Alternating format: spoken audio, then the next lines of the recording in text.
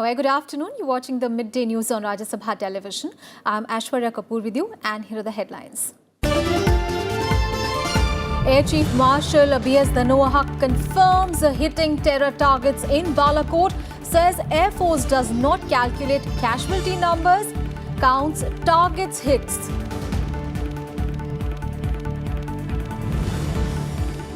President Nath KOVIND reiterates India's firm commitment towards peace, asserts India will use all its might when required. Also presents presidential colours to Indian Air Force Station in Coimbatore.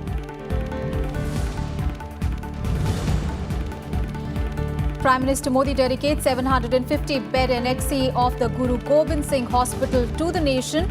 Launch of a pension scheme, inauguration of Ahmedabad Metro on agenda of his two-day visit to Gujarat. Vice President NADU to leave for Paraguay, Costa Rica. Cooperation on Solar Alliance, extending India's outreach in South and Central America to be the focus of the two-nation visit. And Mahashivratri being celebrated with traditional fervour across the country. President, Vice President and Prime Minister greet nation on the occasion. KUMBH in Prayagraj concludes today. Devotees take a last step at Sangam.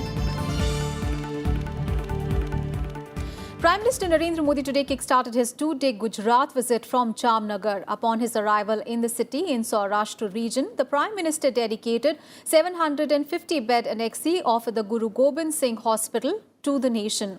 The Prime Minister will also flag off the Bandra Jamnagar Humsafar Express through video link and will also lay the foundation stone of Rajkot Kanalus railway line doubling project in Jamnagar. The Prime Minister will also hand over keys of 448 houses and 1,008 flats to the beneficiaries constructed by Jamnagar Area Development Authority. And from Jamnagar, the Prime Minister will reach Ahmedabad and attend a grand function for the Umia Dham Temple Complex. In Ahmedabad, the Prime Minister Modi will inaugurate the first phase of the Metro Rail project. He will also lay the foundation stone of phase 2 of the Metro. The Prime Minister will also dedicate to the nation various hospitals built in Ahmedabad region. PM Modi will distribute golden cards to select beneficiaries of PM JAY Ayushman Bharat scheme. President Nath KOVIND presented colours to two of the Indian Air Force units at Sulur base in Coimbatore. The 5-base repair depot functioning in the Sulur facility and the training centre at Hakimpet near Hyderabad have been presented the colours in recognition of their outstanding performances. Addressing the event, President Nath KOVIND reiterated India's firm commitment towards peace, but added that in case the need arises, India will use all its might to protect the nation. Referring to the recent events at the LOC, President said that Indian forces reflect our resolve.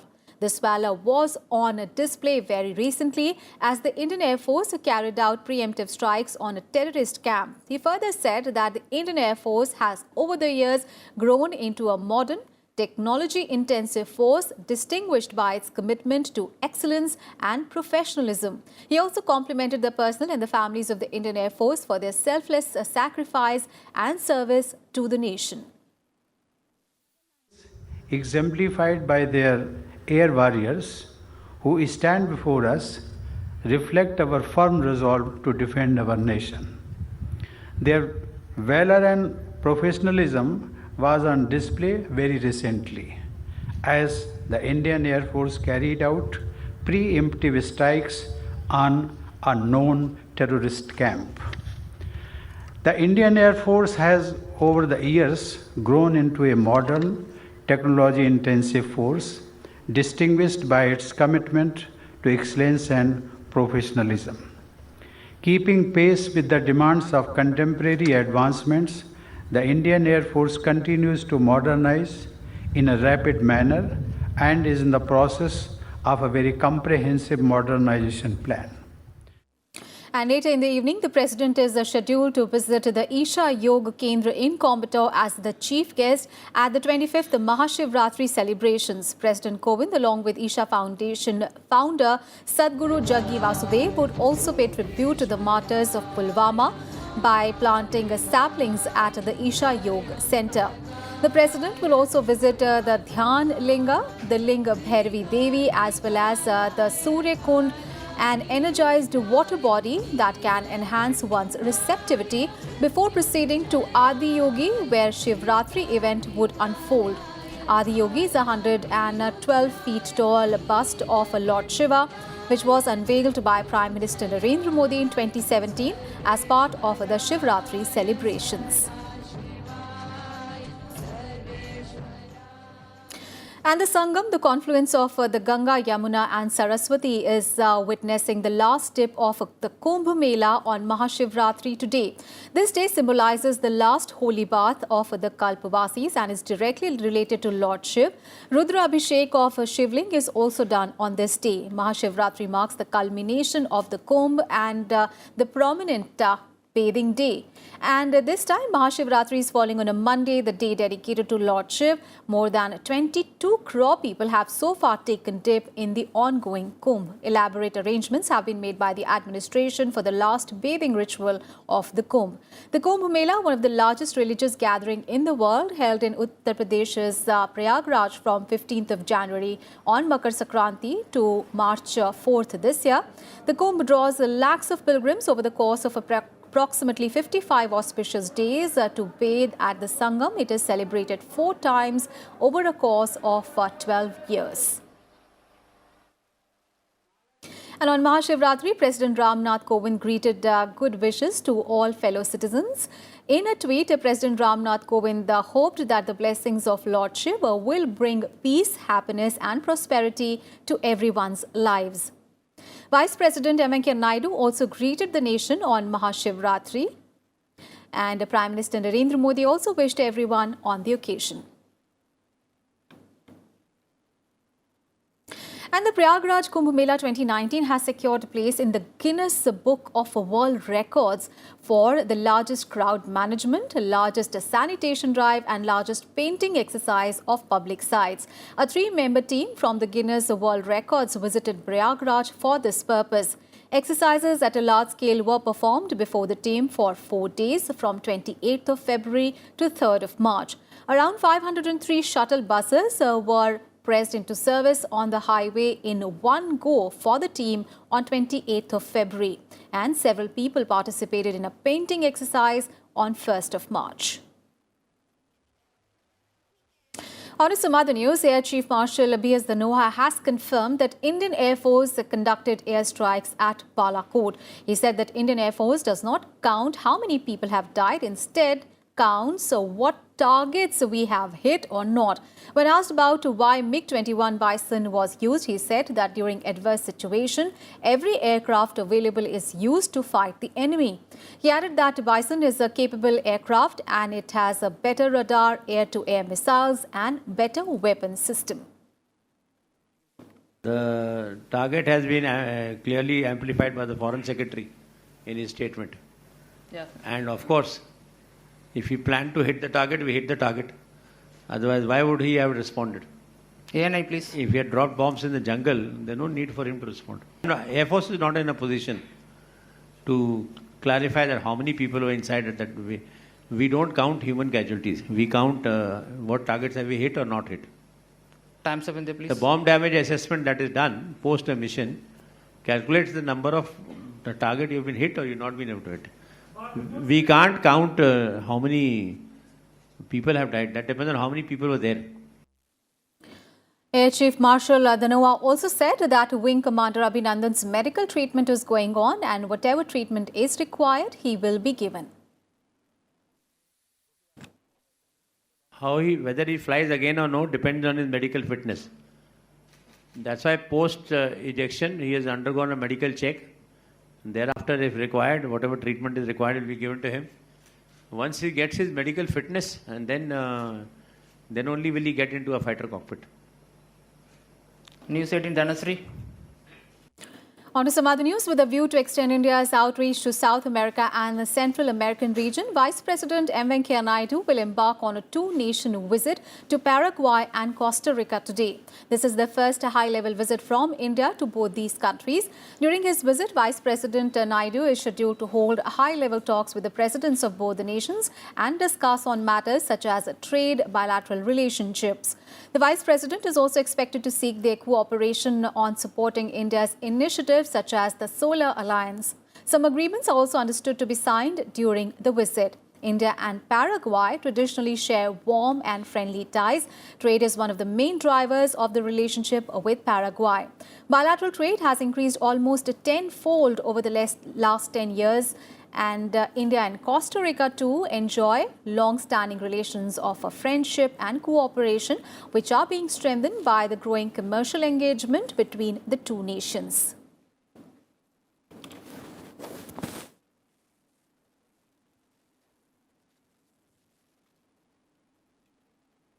Prime Minister Narendra Modi on Sunday launched 17 development projects worth 538 crore rupees at Amethi in Uttar Pradesh.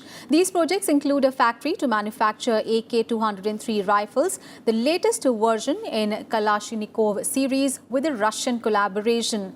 Later, addressing a rally in Amethi, the Prime Minister said that these rifles will help our security forces to tackle terrorists and Naxals more effectively. He said that the ordnance factory will also create employment opportunities for the youth. Amethi, ये made in Amethi AK-203 राइफलों से आतंकियों और नक्सलियों के साथ होने वाली मुठभेड़ों में हमारे सैनिकों को निश्चित रूप से बहुत बढ़त मिलने वाली है। अमेठी की फैक्ट्री में आप लाखों की तादाद में ये राइफलें बनाई जाएगी। आगे जाकर के यहां जो राइफल बनेगी वो दुनिया के दूसरे देशों में भी निर्यात की जाएगी। इसलिए ये फैक्ट्री अमेठी के नौजवानों के लिए रोजगार के नए अवसर भी ला रही है और देश के विकास और सुरक्षा के लिए भी एक नया रास्ता खोल रही है। The Prime Minister also said that the previous government at the centre overlooked the demand for bulletproof jackets for our jawans, but it is the NDA government which supplied bulletproof jackets to our brave jawans. सेना ने 1,86,000 bulletproof jacket की मांग की थी। बिना bulletproof jacket के हमारे जवान दुश्मन की सेना की गोलियों और आतंकियों के छापामार कार्रवाई का सामना कर रहा था।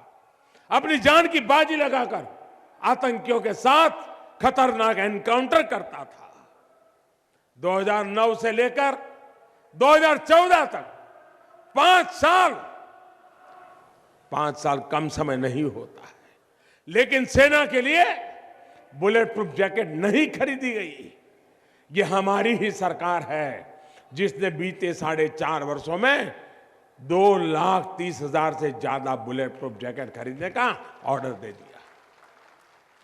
मैं आज अमेठी में आया हूं तो आप लोगों से जानना चाहता हूं कि देश के वीर जवानों को राइफल का इंतजार कराने वाले, बुलेटप्रूफ जैकेट का इंतजार कराने वाले ये लोग कौन थे? Meanwhile, addressing the rally, Defence Minister NIRMALA SITHARAMAN said that those who should have been concerned about Amethi did not do anything. Bharat और रूस के बीच सैन्य और तकनीकी सहयोग पारंपरिक रूप से special and privileged strategic partnership का एक महत्वपूर्ण क्षेत्र रहा है। 7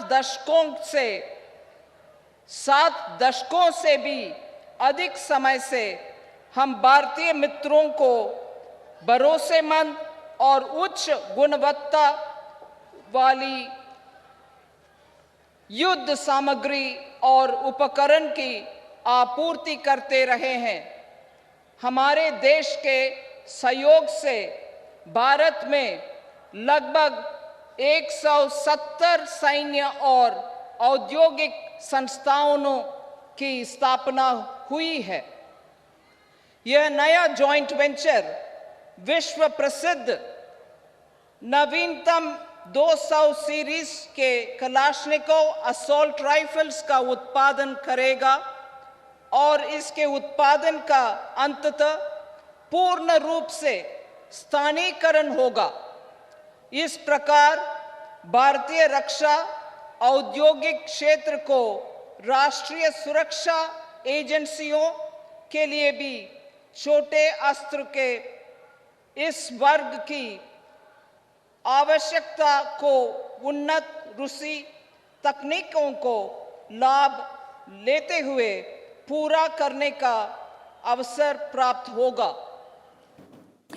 Prime Minister Narendra Modi has called for a united India to fight against terrorism. He targeted the opposition for not standing united in the face of terrorism.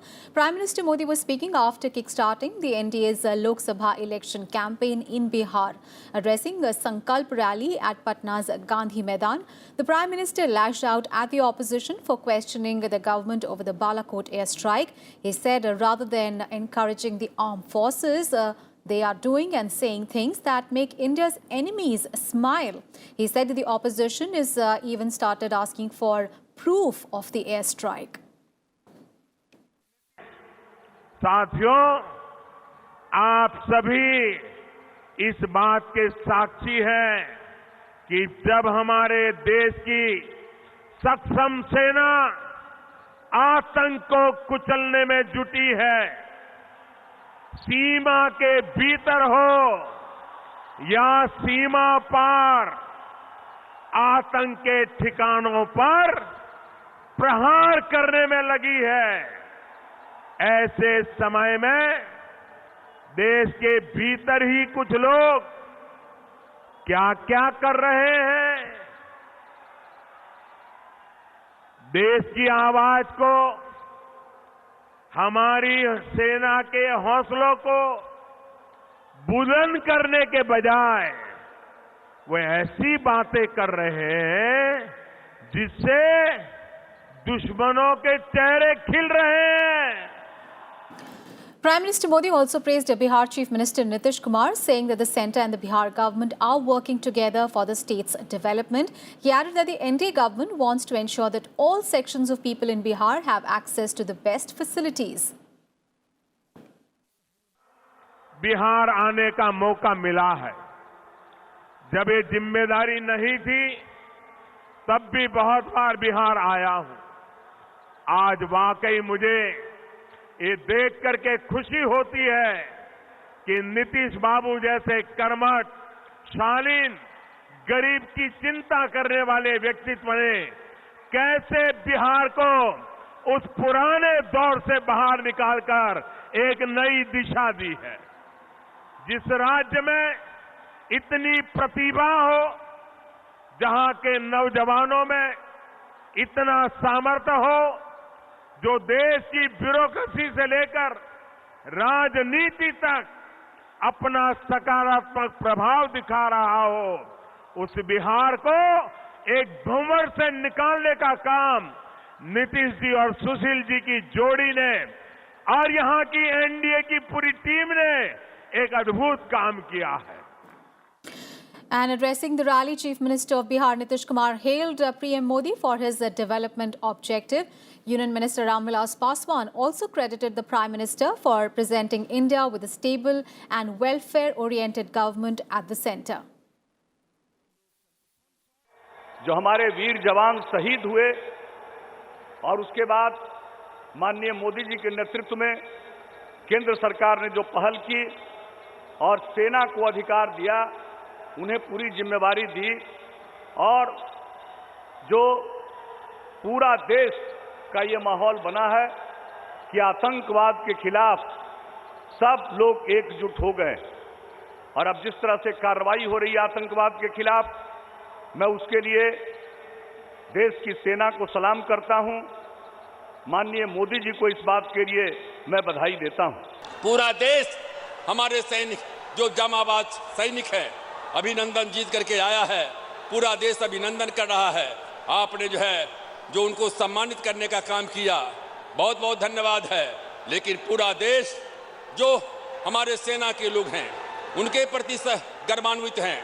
Bharat के शानदार प्रधानमंत्री, पहले तो हम लोग कहते थे कि भारत के प्रधानमंत्री का सीना 56 इंच है, लेकिन आज ये पटना का गांधी मैदान आपको सम्मानित करता है कि नरेंद्र मोदी जी का सीना 56 इंच नहीं 156 इंच है। आप सब लोग तैयार हो? आज And accusing the Congress-led UP of running a terrible government and even a more terrible opposition, Finance Minister Arun Jaitley said that their statements have hurt India's national interest and gave a handle to Pakistan to discredit the country. Arun Jaitley said that on such occasions, the nation ought to speak in one voice, as was done by Atal Bihari Vajpayee and Jan Sangh during the 1971 war. The opposition parties, led by the Congress, remember, passed a resolution accusing Prime Minister Narendra Modi of politicizing the Pulwama and Balakot incidents and terming the resolution passed by 21 opposition parties as inappropriate. He said that it gave a handle to the economy and Pakistan's media used the statement as a trump card. Jaitley further said that the Congress-led UPA government from 2004 to 2014 ran a terrible government, and from 2014 to 2019 it was even a more terrible opposition. Jaitley emphasized that the opposition is entitled to oppose and ask questions, but then restraint and statesmanship are also essential ingredients of public discourse. He expressed hope that India's opposition revisits its position and does not let down the nation. Pakistani troops violated ceasefire by targeting forward posts and villages along the line of control in Akhnur sector in Jammu and Kashmir.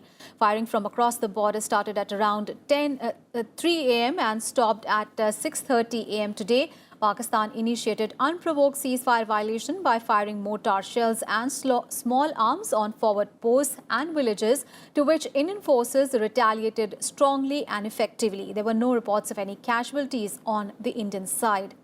Meanwhile, 2 Lashkar-e-Toiba terrorists were killed during a 56-hour-long encounter in Jammu and Kashmir's KUPWARA district on Sunday.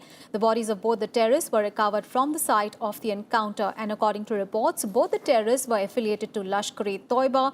One of the terrorists killed in the encounter has been identified as a national of Pakistan, while the identity of the other terrorist is being ascertained. The encounter began on early Friday morning when security forces launched a search operation in the Baba Gund area of Kupwara, following information about the presence of militants there. Incriminating materials, including arms and ammunition, were recovered from the site of the encounter. In the encounter, 5 security personnel, including 1 CRPF officer and a civilian, also lost their lives.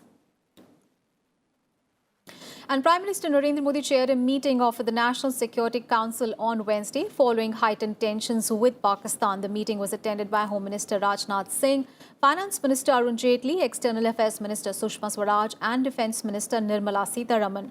Besides the Union Ministers, NSA Ajit Doval and Foreign Secretary Vijay Gokhale were also present. Tensions between India and Pakistan soared after the country carried out airstrike on terrorist camp across the border after the Pulwama terror attack.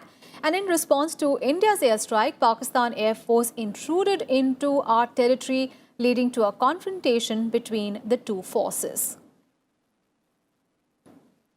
And the Election Commission will be on a 2-day visit to Jammu and Kashmir beginning today to assess the ground situation in the state for holding Lok Sabha and Assembly polls together.